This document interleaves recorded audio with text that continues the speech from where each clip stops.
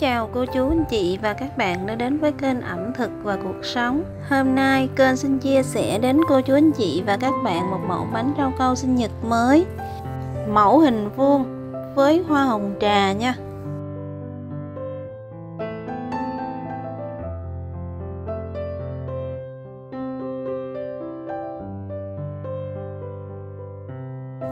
Đầu tiên mình sẽ đi pha bột trà xanh nha.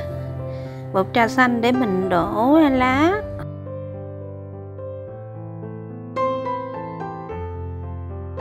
Rồi mình đổ một ít cà phê, mình pha một ít cà phê. Hôm nay mình sẽ đổ cốt bánh sữa dừa cà phê. Rồi hạt dành dành, mình sử dụng hạt dành dành để mình lấy màu vàng mình làm nhụy nha. Rau câu thì mình sử dụng hai loại rau câu giòn và rau câu dẻo. 25g rau câu giòn và 10g rau câu dẻo. Mình trộn với 2 muỗng canh đường cát. Sau đó mình sẽ hòa tan vào 2 lít nước và ngâm rau câu khoảng 1 đến 2 tiếng. Sau đó mình bắt lên bếp mình nấu cho đến khi nào rau câu trong chín thì mình sẽ cho đường phèn vào nha. Mình sử dụng là 300g đường phèn. Cô chú anh chị nào ăn ngọt thì có thể cho nhiều hơn. Rồi mình sẽ cho vào đây 100ml sữa tươi.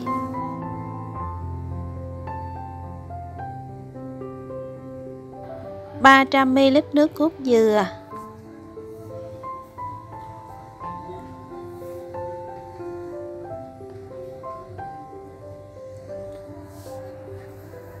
Rồi mình đi pha cái màu xanh nha. Thì mình cho trà xanh lần lượt vào trong cái rau câu trắng này. Mình khuấy lên đến khi nào mà đạt cái độ xanh màu lá cây ưng ý là được nha. Rồi tương tự cho màu vàng cũng vậy. Hôm nay mình sẽ đổ hoa màu tím, mình sử dụng màu tím của lá cẩm nha. Mình cũng pha giống tương tự như màu xanh luôn. Rồi, bây giờ mình sẽ đi đổ nha. Lớp mặt mình sẽ đổ màu trắng.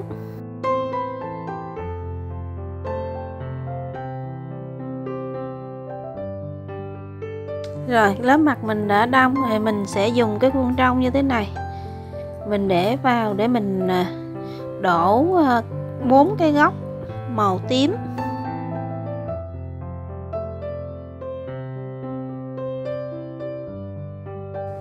Mình dùng ống bơm mình bơm vào.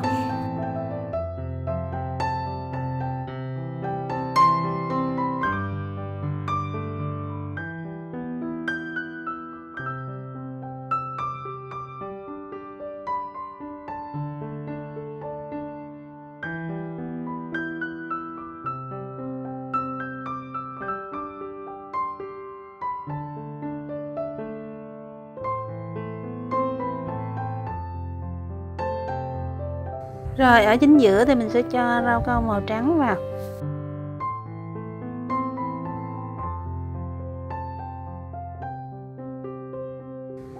Mình không cần đợi đông cứng đâu, mình sẽ lấy cái khuôn ra luôn. Rồi bây giờ mình sẽ đi đổ hoa nha. Mình dùng màu vàng để mình đổ vào cái nhụy.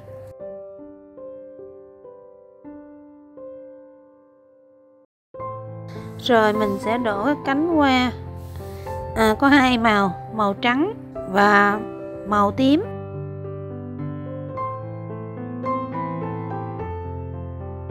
Mình đổ lớp màu trắng mỏng sơ qua thôi.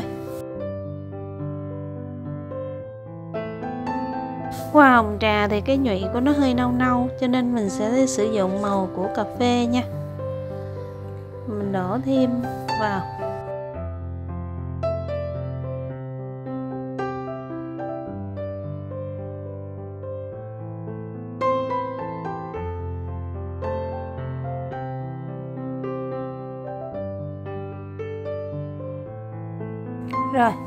Rồi mình sẽ cho màu tím vào. Tùy theo cô chú anh chị nào thích cái màu tím đậm hay nhạt mà mình pha nha.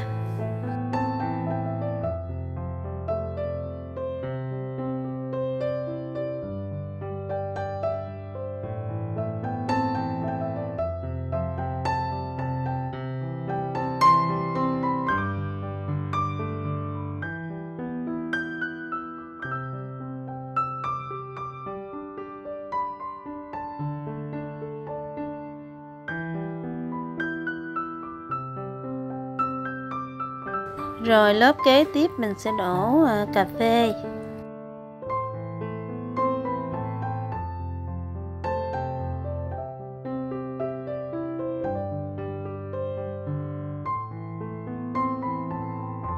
Mình sử dụng cái khuôn lá này mình đổ.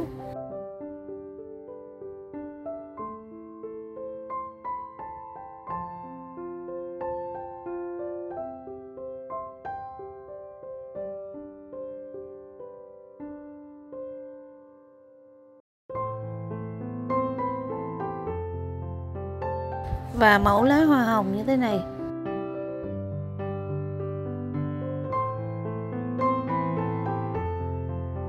Rồi mình sẽ sử dụng cái ống hút để mình đổ cái nhánh nha. Mình bơm từ từ rau câu vào trong đây, rồi mình để cho nó đông lại.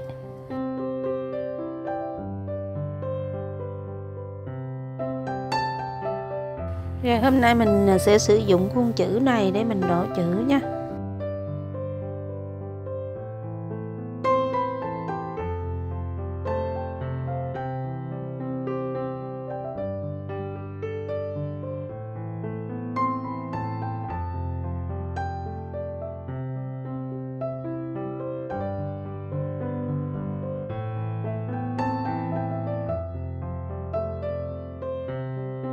Rồi cái bánh nền này lớp kế tiếp mình sẽ đổ lớp sữa dừa nha.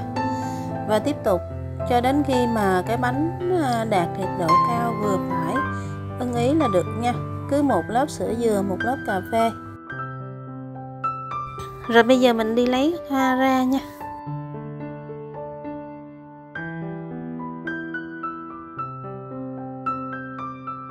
Đó. Mình sẽ trang trí hai góc của cái hình vuông, do đó mình sẽ đổ 2 bộ hoa nha.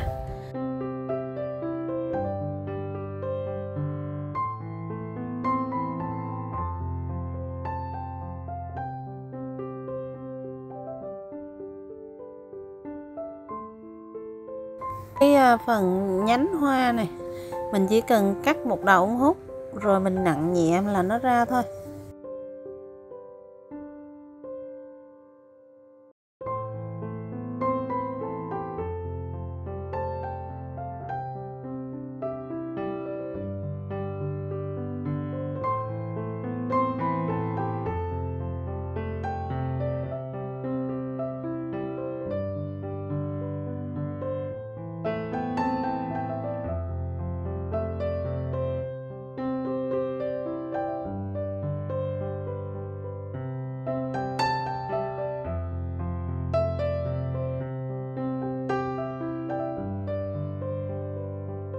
Rồi bánh của mình đã đông rồi, mình lấy bánh ra nha. 4 cái góc màu tím mình đổ không đều nè, cho nên 2 góc bên đây đậm, 2 góc bên kia nhạt. Rồi bây giờ mình sẽ trang trí hoa lên nha.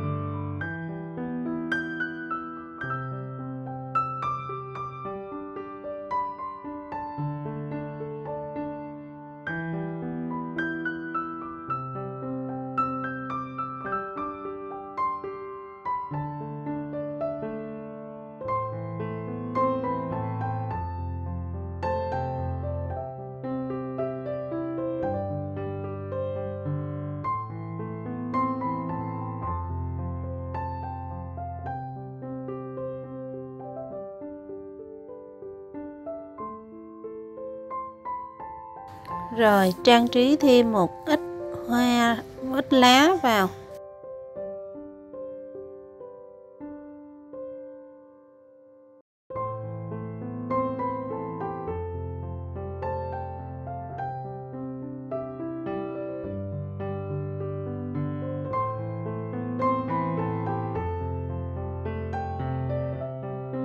Mình dùng tăm mình cố định nha. Một lát mình sử dụng rau câu trong mình bơm vào để kết dính cái hoa lên bánh á. Sau đó mình sẽ rút tăm ra nha.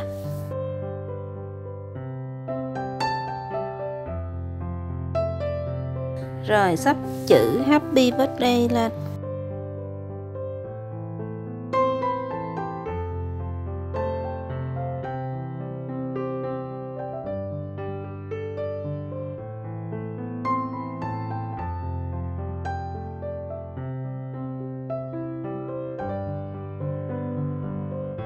Đó, thì mình sẽ sử dụng rau câu trong để mình bơm vào, mình dán kết dính các bông hoa nha.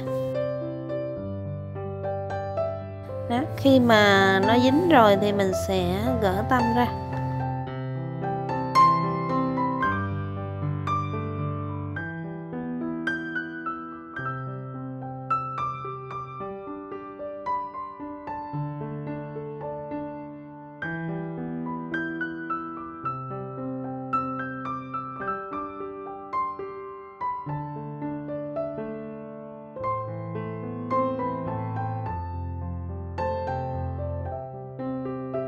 Rồi, đây là thành phẩm của mình. Như vậy là chúng ta đã hoàn thành một chiếc bánh rau câu sinh nhật mẫu hình vuông với hoa hồng trà. Cảm ơn cô chú anh chị và các bạn đã quan tâm theo dõi. Hãy ủng hộ kênh bằng cách like và share. Và đừng quên click vào biểu tượng cái chuông để nhận thông báo khi kênh ra clip mới nha. Cô chú anh chị nào chưa đăng ký kênh vui lòng đăng ký để ủng hộ cho kênh nha. Cảm ơn và hẹn gặp lại trong video tiếp theo.